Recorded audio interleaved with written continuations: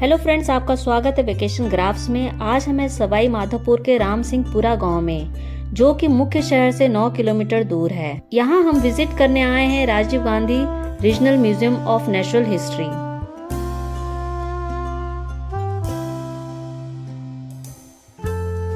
अगर आप यहाँ आ रहे हैं तो एक बात का ध्यान रखें, मंडे और गैजेटेड हॉलिडे को ये संग्रहालय बंद रहता है। इसके अलावा बाकी सभी दिनों में खुला रहता है।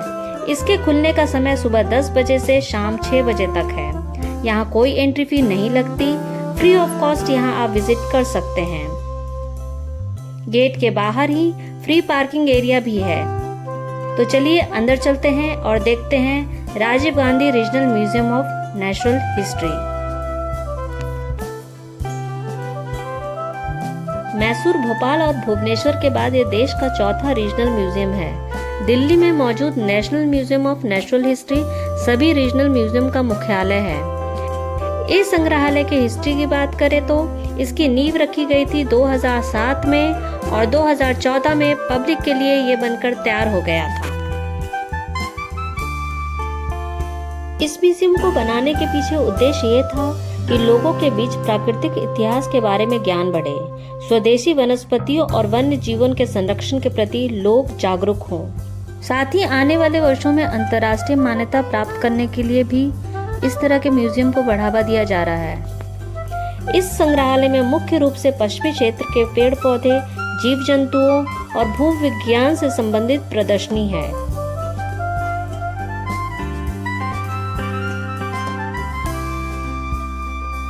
इस इलाके के बायोडायवर्सिटी को यहाँ बहुत अच्छे से प्रदर्शित किया गया है।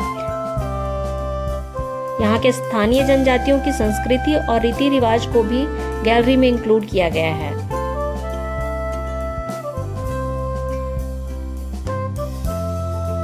म्यूजियम में 3D स्ट्रक्चर का एक मॉडल भी यहाँ मौजूद है, जिसमें पूरे म्यूजियम का जो एरिया है उसे दर्शाया गया है। इस म्यूजियम को बहुत ही प्लान्ड वे में बनाया गया है।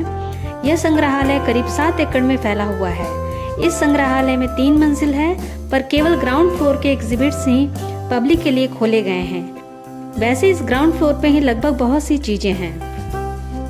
मेन एंट्रेंस से अंदर जाने से पहले बाईं ओर यहाँ एक लाइब्रेरी भी है, जहाँ वेस्टर्न इंडिया के वाइल्ड लाइफ और राजस्थान के बायोडाइवर्सिटी तथा यहाँ के जनजीवन से संबंधित पुस्तकें मौजूद हैं। म्यूजियम के अंदर एक ऑडिटोरियम भी है, जहां 300 लोग बैठ सकते हैं।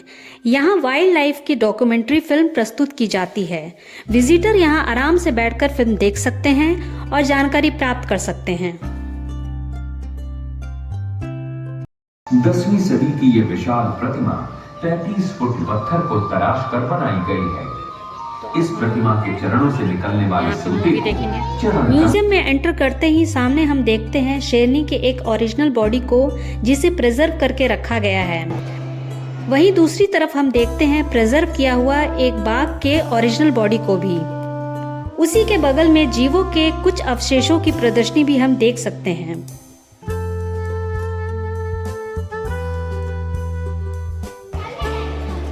डायनासोर का नहीं बेटा, टाइगर का है। बाघ का पाल लिखा हुआ है ना, टाइगर का है। म्यूजियम में हम और आगे बढ़ते हैं और देखते हैं कि क्या कुछ कहता है ये संग्रहालय यहाँ के प्राकृतिक विरासत के बारे में। मेन हॉल के वॉल पे बहुत तरह के पोस्टर लगे हुए हैं। यहाँ कुछ पोस्टर है इंडियन टेक्सटाइल को समझने के लिए। फिर हम देख सकते हैं यूनेस्को हेरिटेज साइट्स। यहाँ इंडियन स्नेक्स के बारे में बताया गया है। स्टूडेंट्स के लिए यहाँ सेमिनार और एक्टिविटीज भी ऑर्गेनाइज होते रहते हैं और उन्हीं स्कूल के बच्चों द्वारा बनाए गए कुछ आर्ट वर्क की प्रदर्शनी भी हम यहाँ देख सकते हैं। अब हम चलते हैं राजस्थान की जैव विविधता वाले सेक्शन में। एंटर करते ही हम अवगत होते हैं हमारे पंचभूत सिद्धांत से। यहाँ बताया गया है कि हमारा शरीर अग्नि, वायु, जल, आकाश और भूमि जैसे 5 तत्वों से मिलकर बना है। प्रकृति एवं मानव के परिवेश की एक सुंदर प्रदर्शनी है यहाँ।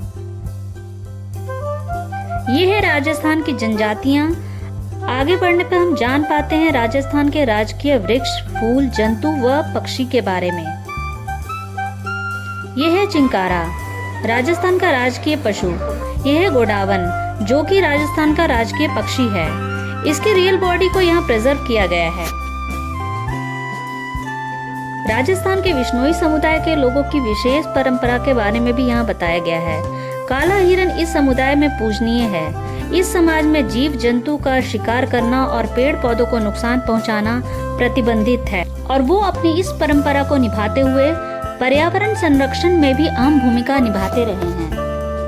इस एरिया के विलुप्त होते वन जीव और वनस्पतियों के बारे में भी जानकारी यहाँ प्रदर्शित है।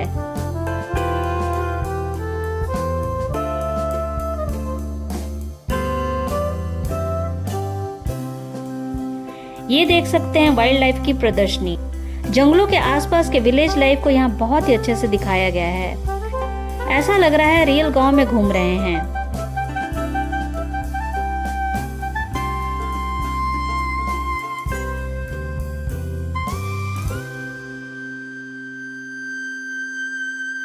यहाँ देख सकते हैं मंडला आर्ट, जिसमें जंतुओं का चित्रण है। यहाँ देख सकते हैं राजस्थान के विशेषताओं की एक झलक।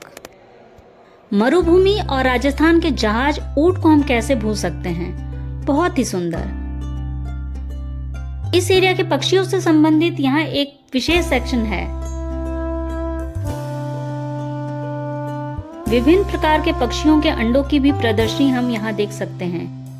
ये देखिए ऑस्ट्रिच के एग, जो सबसे बड़े आकार का होता है।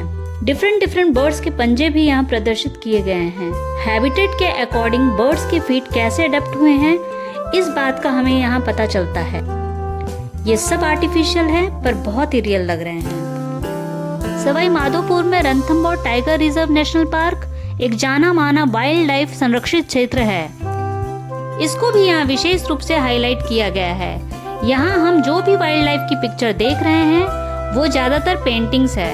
बहुत ही सुंदर पेंटिंग है, बिल्कुल रियल फोटोग्राफ जैसे लग रहे हैं। यहाँ हम देखेंगे पश्चिमी घाट वाले सेक्शन में क्या कुछ है।